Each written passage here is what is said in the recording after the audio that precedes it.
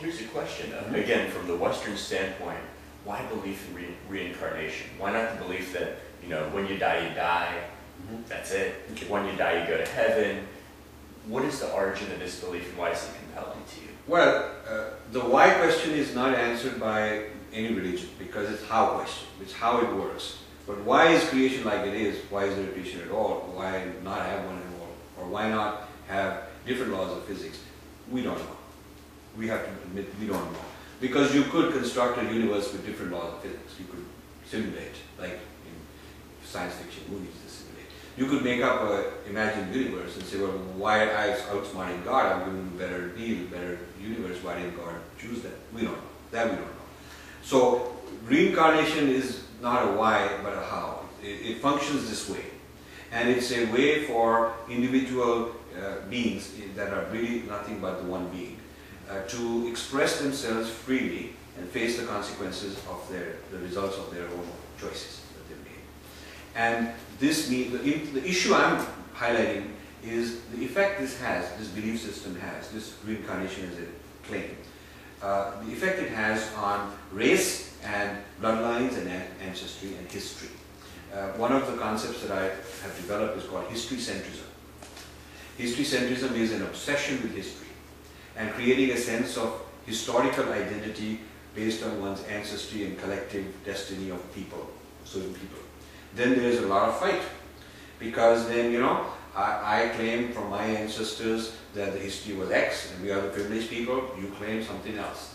I claim based on history that you guys, your ancestors did something to us and we have to take revenge on you, or we are the victims, or you claim the opposite. So once we are in bondage to history as our identity of who we really are, we are in an irreconcilable situation because you cannot change that history. Since you cannot change what happened, so, and I cannot change what happened, we are burdened with that history. So there's an internal momentum to it, Yeah. that we're almost, we fate ourselves in a sense to doing certain things. Yes. By virtue of the history and the lessons that we learn from it. Yes, and the historical conflicts are irreconcilable.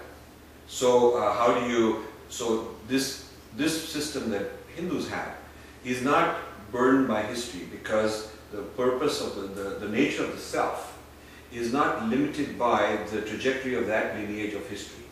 So you are Jewish only in this life. You were in your previous life maybe Muslim probably. You might have been a Hindu, you might have been an atheist, you might have been all the different kind of races around. So you might be very proud of all their ancestries because you may have had that experience. And in your next life you're not going to necessarily be born again as a Jew. You could be born in any tradition. So it frees you from the burden of history. So I'm curious though, you describe in a way reincarnation as just kind of a phenomenon that exists. In addition to your background in Hinduism, in addition to your upbringing, why do you find that vision compelling? Well, I think there is it's more scientific if you believe there is justice and causation.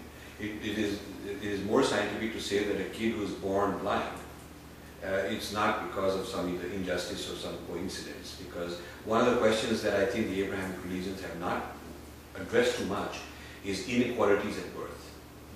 And it's not even a question discussed a whole lot. So there aren't even very many theories. It's just left to, I've asked a lot of theologians and they usually, you know, digress from the issue. Whereas in Hinduism it says you're accountable for every situation you're born into. You are accountable. Now the issue is, if my dad's DNA makes me a certain way, isn't it the dad who's influencing me? Right? The dad, who looks like it. The Hindu response would be that Rajiv's own karma deserved a certain dad who would give him the features consistent with his karma. So the kid born in Bill Gates' house was, on account of their own karma, going to have a certain life beginning, and therefore there's a match between that soul and Bill Gates, who needed a child. So that soul is born in Bill Gates' house and not some other soul. Whereas another person, because of their karma, the karmic fit, is with a poor homeless person.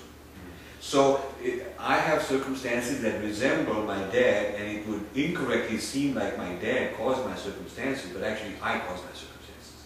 and I therefore got this debt. So you can never blame your parents. You can never say that this is my parents' fault that they had this, that situation for me, because it is your own karma that gave you those parents. Isn't there a problem that it potentially causes, though, insofar as almost blaming the victim? So, from my standpoint, theologically and whatnot, your birth is out of your control. It's something independent of you. You could call it random. You could call it just something that happens.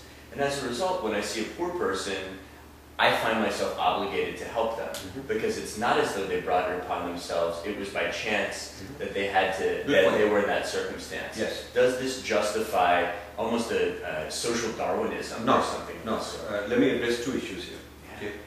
Second issue I'll address is what's the basis for ethics, morality, compassion in this system, which I'll come to. It's a very important issue, and that has to do with I see in you the same Brahman expressing through me, and therefore is my empathy.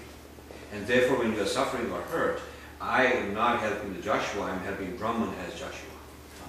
So Rajiv, Brahman as Rajiv is helping Brahman as Joshua. That's the basis of our connection and our link. But let me come to that in a moment. First thing is, isn't there a sense of kind of fatalism, victimhood, that's what I was born in? That can happen.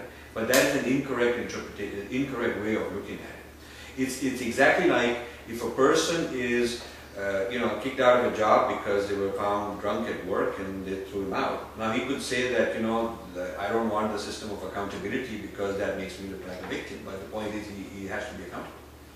So karma says that it is not coincidental. It is not your circumstances are the way they are because you caused them. And the original cause may have happened way back in the past that you don't remember, but you did cause them. And the other person, you should never be jealous that why did this guy win the lottery and why is that guy, living in such a great, dynasty of kings or whatever, and I'm a poor soul, because everyone is getting ultimately what they deserve. So it also increases your accountability and if you are informed by this karmic philosophy, you are more concerned and more careful about your choices being made now, because you're going to have the consequences there. And even if you're about to die, even if somebody's got a gun on their head and they're going to blow you up, a last minute thought, a last minute compassion, a last minute gesture is not a waste. There is nothing you do which is wasted in this system, because everything you do is always going to be there, included. So how does that work, though? Okay, who does the accounting? So it's a just system. It presupposes a just universe wherein all of your actions directly determine where you'll be in your next lifetime. Who makes that determination? Okay. So this is an interesting point. It's like asking, a similar question would be, who keeps track of the electron, making sure it's moving the correct way? It just exists. And this is called rhythm, which means, the word rhythm means patterns of the nature of reality. So it is the nature of existence to, even before you come to physics of inanimate matter, beneath that is rhythm. Rhythm is the nature of reality so deep that these principles are like the deepest laws that govern reality. And the dharma is actually everything has a dharma. Electron has a dharma. Electron doesn't have a religion, so this is one of the differences between dharma and religion. Then dharma, tree has a dharma to behave a certain way, grow a certain way. The clouds have a dharma that they become dense and they have rain. Electron has a dharma that based on the intensity of the electrical field, it will move a certain way. So inanimate things, not having free will, not having choice, just move by the virtue of their dharma, and the dharma of inanimate things is what we call physics. So that's how a Hindu would look at physics. And those that have evolved to a state of consciousness that they can make free choices, their dharma is now their righteousness, their choice, because their dharma becomes a matter of their own free will. But even those that don't have free will are mechanical devices moving around, there is no karma for them, they're just doing this because this is the way they're built to do. So everything in the cosmos has a dharma and has some principles and it's following. So karma is just a deep, it's like gravitation. Who keeps track of it? It's just the nature of things. Oh, interesting. And not in an ideal form. What came to mind for me was, is dharma the platonic form of the tree or the electron, and karma is the accounting of how well you did based on kind of the dharmic norm set. But it sounds like that's not quite... No, it is actually existence. Because since Brahman became the word, there is no separate Brahman who is looking down with binoculars and saying, okay, now Rajiv, I'm going to give you so many points for this and that. The accounting system is not separate from the system itself. Just like the electron's property to move a certain way is just built into the electron. It is just a point particle, but that's what it is. Yeah. And that's a fascinating thing. So this means that the one Brahman is everywhere, is as every electron, and therefore, since Brahman is the electron, therefore that manifestation is part of the way the electron behaves.